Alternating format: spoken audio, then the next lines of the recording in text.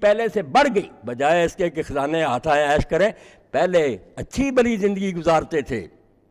اس میں کمی آ گئی، بچے بھوکے رہنے شروع ہو گئے۔ اب اس سے زیادہ عجیب بات ہے، پکے ہونے کا نتیجہ تھا کہ حضرت ابوبکر رضی اللہ تعالیٰ نے دیکھا کہ بچہ ان کا جو ہے وہ خربوزے کی پھانک کھا رہا، ایک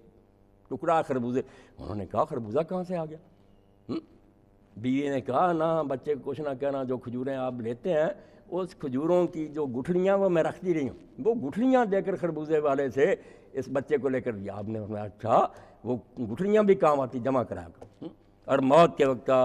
ایسا جو لوگوں نے مجھے معاوضہ دیا تھا میں نہیں چاہتا تھا، مگر عمر نے اور دوسروں نے ضد کی، 2 سال مجھے کچھ تنخواہ گزارے کے طور پر دی، وہ میرے بعد ساری نہ یہ کمبل بھی اور یہ اونٹنی بھی اور ساری تنخواہ عمر کو واپس کر دی۔ میں نہیں مسلمانوں کا احسان لینا چاہتا۔ اور جب وہ تنخواہ گئی تو حضرت عمر روئے، انہوں نے کہا تھا لقد اتعبت الخلفاء بعدک، اپنے بعد والے خلیفوں کو تو